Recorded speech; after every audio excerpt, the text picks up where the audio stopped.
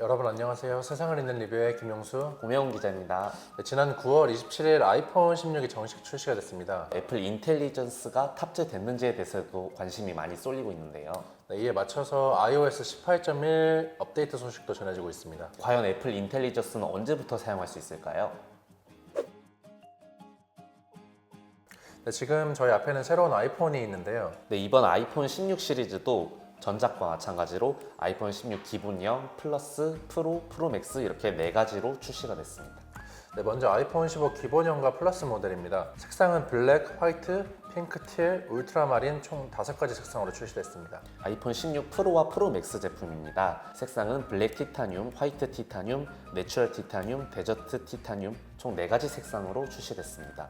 이번 신제품 색상은 프로 시리즈보다 일반 모델에서 좀 크게 변화했는데요. 아이폰 15가 가지고 있던 낮은 채도감이 특징이었지만 이번 아이폰 16에서는 채도가 좀 높아지면서 더욱더 선명해진 색상을 가지고 있는 점이 좀 전작과 다른 점이라고 볼 수 있습니다.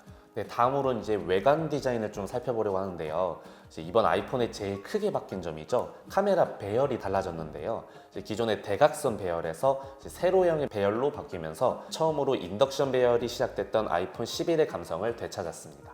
명훈 기자가 소개해주신 이 카메라 배열 다음으로 좀 눈에 띄는 거는 우측 전원 버튼 밑에 있는 버튼의 존재가 좀 눈에 띄는데요. 이게 뭐냐면 바로 카메라 컨트롤 버튼입니다. 기능을 나눠서 탑재하는 끔 나누기로 지금까지 욕을 많이 먹었던 애플인데 이번에 아이폰 16에서는 모든 기종에 이 버튼이 추가됐습니다. 원래 카메라 앱에 있는 셔터 버튼을 편리하게 사용할 수 있는 그런 물리적인 버튼이라고 좀 생각하시면 편할 것 같아요. 컨트롤 버튼에는 여러 가지 기능들이 담겨져 있습니다. 어떤 기능들이 담겨져 있는지 하나하나 순차적으로 설명드릴 텐데요. 먼저 이 버튼을 한 번 딱 누르면 사진 촬영 및 카메라가 실행이 됩니다. 그리고 한 번 더 누르면 바로 사진 촬영이 가능하다는 점이 특징입니다. 카메라가 켜져 있는 상태에서 이 버튼을 길게 눌러주면 또 자동으로 동영상 촬영까지 가능합니다. 누르고 있는 동안 동영상이 촬영되다가 손을 떼면 또 다시 사진 촬영을 할 수 있습니다.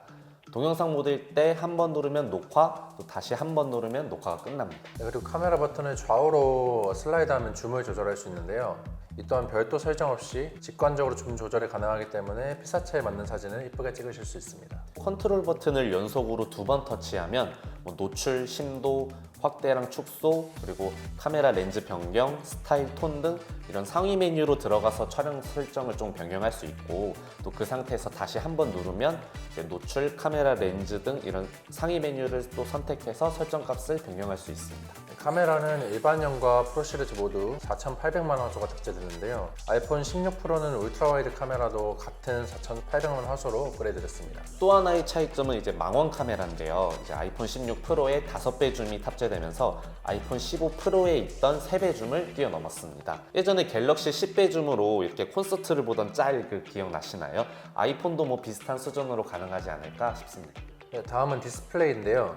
아이폰 16 일반형은 전작과 동일한데 프로 시리즈는 각각 0.4cm 커졌습니다. 화면 베젤 또한 16% 정도 얇아졌다고 하는데요. 직접적으로 봤을 때 큰 차이는 사실 못 느꼈지만 작은 화면을 추가하던 애플이 이것보다 조금 더 일을 잘했다라고 평가할 수 있을 것 같습니다. 다음은 아이폰 성능을 좌우하는 칩셋인데요. 애플 인텔리전스가 최초로 적용되는 기기가 이 아이폰 16이기 때문에 전작에 성능이 대폭 향상됐습니다. 아이폰 16에는 A18, 아이폰 16 프로 시리즈에는 A18 프로가 탑재됐습니다. 두 칩 모두 TSMC의 최신 2세대 3나노 공정으로 제작된 칩이에요. 아이폰 15 일반 모델에 탑재됐던 A16 바이오닉 칩셋과 비교하면 최대 2배 빠른 속도로 머신러닝을 구동한다고 합니다. 그리고 6코어 CPU는 이제 30% 속도가 빠르고 30% 더 적은 전력 소모량으로 사용이 가능합니다. 또 5코어 GPU 같은 경우는 최대 40% 속도가 빨라졌고 35% 효율이 더 향상됐습니다. 프로 라인업에 탑재된 A18 프로 칩셋 같은 경우는 16코어 뉴럴 엔진 성능이 A17 프로 대비해서 20% 증가했고 최대 20% 더 빠른 6코어 GPU가 결합됐습니다. 마지막으로 하드웨어 가속형 레이 트레이싱의 구동 속도가 최대 2배 정도 빨라졌고 15% 정도 빠르고 20%더 적은 전력 소모로 쾌적하게 게임이나 영상 편집이 가능해졌습니다. 그리고 또 이제 사용하시다 보면 좀 중요하게 생각하는 게 배터리 용량이 얼마나 되냐, 배터리 얼마나 빨리 닿냐 이 부분일 텐데요. 이번에 배터리 수명 또한 주목할 만한 변화 중 하나라고 볼 수 있습니다. 아이폰 16 일반 모델은 동영상 재생 시간이 최대 22시간, 오디오 재생 최대 80시간으로 전작과 비해 소폭 상승했습니다. 프로 시리즈는 더 또 오래 사용할 수 있겠죠. 아이폰 16 프로 모델은 동영상 재생 27시간, 또 오디오 재생 85시간으로 최대 10시간 정도 전작 대비해서 상승한 모습을 보이고 있습니다. 기존에는 없던 사항인데요. 30W 이상 규격의 어댑터 사용 시 최대 25W 맥세이프 무선 충전을 지원합니다.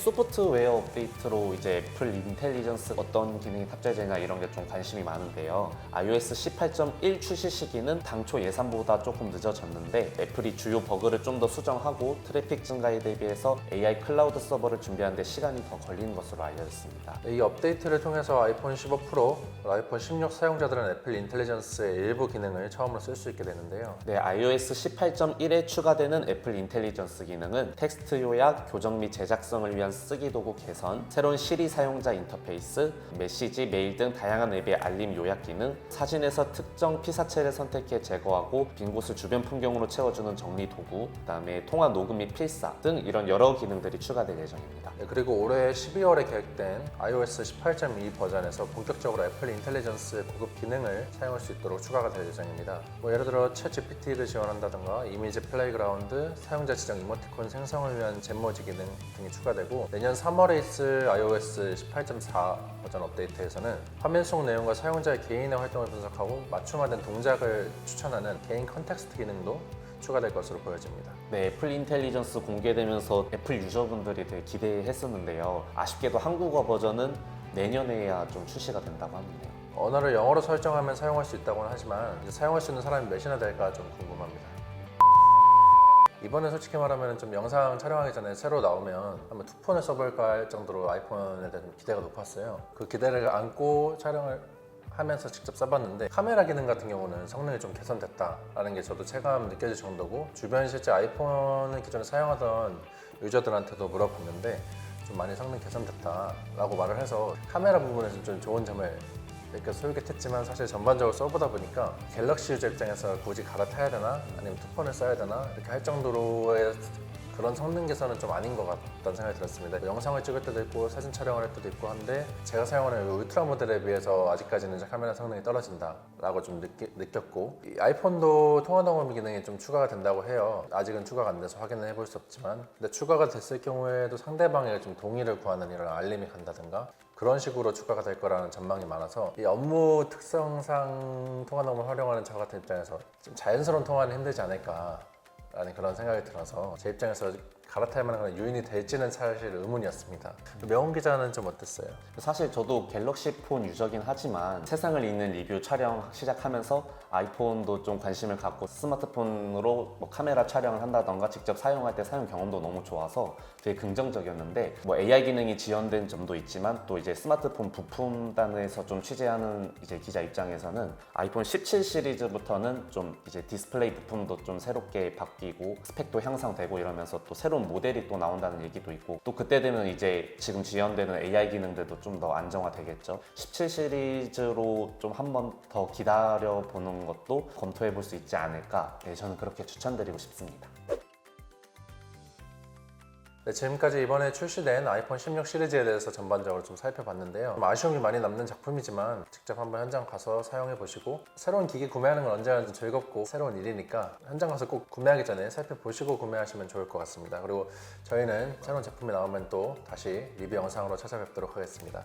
그럼 지금까지 세상을 잇는 리뷰의 김용수, 고명훈 기자였습니다. 감사합니다. 빠이.